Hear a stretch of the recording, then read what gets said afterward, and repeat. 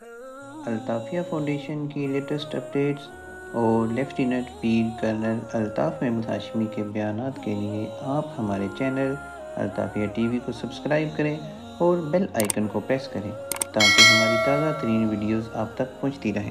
ام المومنین سیدہ میمونہ رضی اللہ تعالی عنہا آپ بیان کرتی ہیں کہ ایک روز رسول اللہ صلی اللہ علیہ وسلم صبح نیند سے بیدار ہوئے تو آپ پریشان دکھائی دے رہے تھے، تو میں نے عرض کیا کہ یا رسول اللہ صلی اللہ تعالی علیہ وسلم مجھے آپ کے چہرے پہ پریشانی کے آثار نظر آ رہے ہیں، خیریت تو ہے؟ رسول اللہ صلی اللہ علیہ وسلم نے فرمایا کہ میمونہ بات یہ ہے کہ جبریل علیہ السلام نے میرے ساتھ کل رات کو آنے کا ملاقات کا وعدہ کیا تھا لیکن وہ نہیں آئے، میں اس وجہ سے پریشان ہوں، جبکہ جبریل علیہ السلام نے میرے ساتھ کبھی وعدہ خلافی نہیں کی اور جبرائیل علیہ السلام نے تو وعدہ خلافی کرنی بھی نہیں ہے۔ رسول اللہ صلی اللہ علیہ وسلم سارا دن اسی طرح پریشان اور غمزدہ رہے۔ آپ کے ذہن میں خیال آیا کہ آپ کے کسی جگہ پہ قریب میں ایک لکڑی کا تخت آپ کہہ لیں، جس طرح ہمارے ہاں گھروں میں نماز پڑھنے والے تختے رکھے ہوتے ہیں، اس طرح کا تخت ہے، تخت پوش رکھا ہوا ہے، اس کے نیچے کتے کا ایک بچہ بیٹھا ہوا ہے۔ آپ کو اس کا خیال آیا تو آپ نے کسی بندے کو بھیجا اور اس سے کہا کہ اس کتے کو اس جگہ سے ہٹا دو۔ انہوں نے ہٹایا تو آپ نے کتے کو جہاں سے ہٹایا تھا اس جگہ پہ پانی کا چھڑکاؤ کیا، پانی کا ترونکا لگوایا۔ جب یہ سارا کچھ کر دیا، شام ہوئی تو جبریل علیہ السلام آپ کے ساتھ ملاقات کے لیے آ گئے۔ حضور اکرم صلی اللہ علیہ وسلم نے جبریل سے پوچھا کہ جبریل تم نے میرے ساتھ پچھلی رات آنے کا وعدہ کیا تھا لیکن آپ آئے نہیں ہو۔ تو جبریل علیہ السلام نے کہا کہ اصل بات یہ ہے کہ جس گھر میں تصویر ہو یا کتا ہو ہم اس گھر میں نہیں جاتے، فرشتہ اس گھر میں نہیں آتا جس گھر میں تصویریں مجسمہ یا کتا ہو۔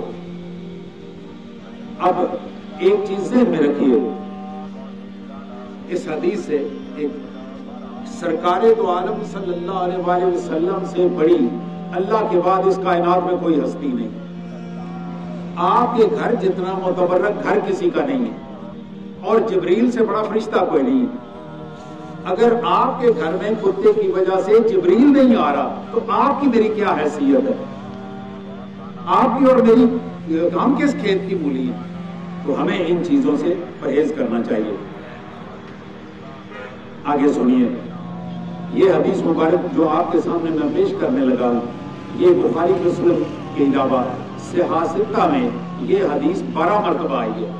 میں جو آپ کے سامنے نقل کرنے لگا ہوں یہ بخاری شریف کی حدیث مبارک ہے۔ حضرت ابو طلحہ انصاری رضی اللہ تعالی عنہ اس حدیث مبارک کے راوی ہیں، وہ فرماتے ہیں سمعت رسول اللہ صلی اللہ علیہ وسلم، میں نے رسول اللہ صلی اللہ علیہ وسلم کو ارشاد فرماتے ہوئے یوں سنا، یقول لا تدخل الملائکۃ بیتا، فرشتے اس گھر میں داخل نہیں ہوتے، فیہ کلب ولا تماثیل، جس گھر میں کتا ہو یا جس گھر میں مجسمہ ہو۔ یہ ہم نے اپنے گھروں میں گھوڑے کے مجسمے یا مختلف قسم کے مجسمے بنا کے رکھے ہوئے ہیں، ان کے متعلق تقریباً آپ دیکھیں کہ ابھی جو نئے گھر بنتے ہیں اس میں ہم پانی کی ٹینکی کے اوپر باز بنا دیتے ہیں، شاہین بنا دیتے ہیں، یا گھوڑا بنا دیتے ہیں، یا شیر بنا دیتے ہیں، یہ مجسمے ہیں، ان کو ہم مجسمہ کہتے ہیں، تماثیل۔ جس گھر میں یہ مجسمہ ہو یا جس گھر میں کتا ہو اس گھر میں فرشتہ نہیں آتا۔ آپ فرماتے ہیں حضرت زید نے جب یہ حدیث سنی تو حضرت زید فرماتے ہیں کہ میں یہ حدیث کنفرمیشن کے لیے حضرت ام المومنین سیدہ عائشہ صدیقہ رضی اللہ تعالیٰ عنہ کے پاس حاضر ہوا اور ان سے یہ بات کی کہ اس حدیث پہ تبصرہ فرمائیں۔ آپ نے حضرت عائشہ صدیقہ رضی اللہ تعالیٰ عنہ نے فرمایا کہ میں تمہیں اپنی آپ بیتی سناتی ہوں، میں اپنا بیتا ہوا اپنے اوپر بیتا ہوا واقعہ سناتا ہوں۔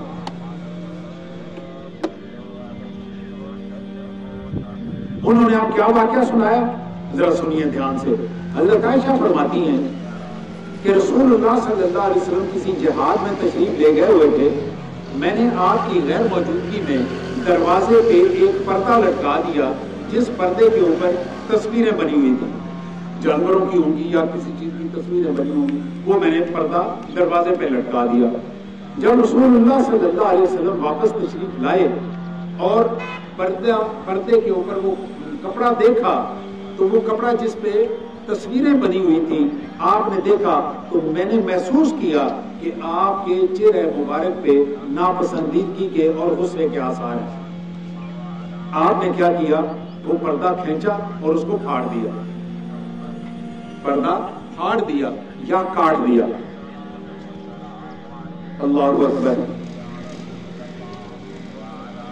کپڑا پھاڑنے کے بعد وہ جو پردہ جس پہ تصویریں بنی ہوئی تھی وہ کپڑا پھاڑنے کے بعد رسول اللہ صلی اللہ علیہ وسلم نے فرمایا، عائشہ اللہ تعالیٰ نے ہمیں اس بات کا حکم نہیں دیا کہ ہم جانوروں کو یا انسانوں کی تصویروں کو یا ان کے بتوں کو کپڑا چڑھائیں، ہم ان کو کپڑے چڑھائیں ان کے اوپر، یہ ہمیں سبق اللہ نے نہیں دیا۔ اس کا مطلب کیا ہوا؟ آپ نے جو کپڑا کاٹا تھا دروازے کے اوپر لٹکا ہوا پردہ آپ نے کاٹ دیا۔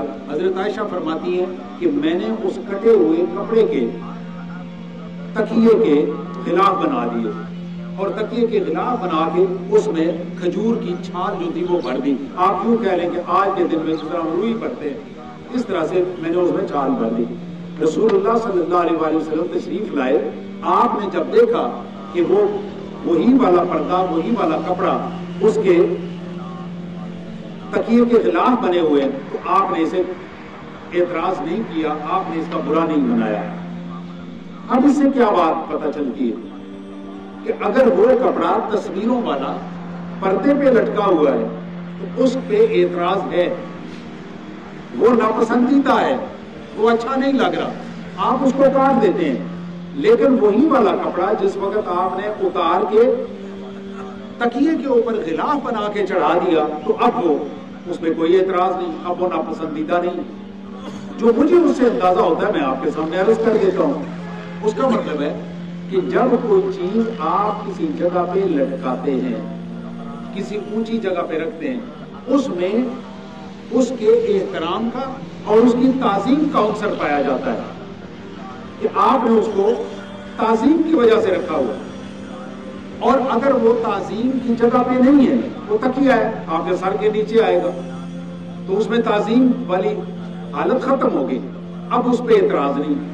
تو میرا جو گمان ہے وہ یہ ہے کہ تصویر پہ جو اصل اعتراض نظر آتا ہے ان احادیث کی روشنی میں، جو اصل اعتراض نظر آتا ہے وہ ہے تصویر کی تعظیم کرنا یا تصویر کا احترام کرنا۔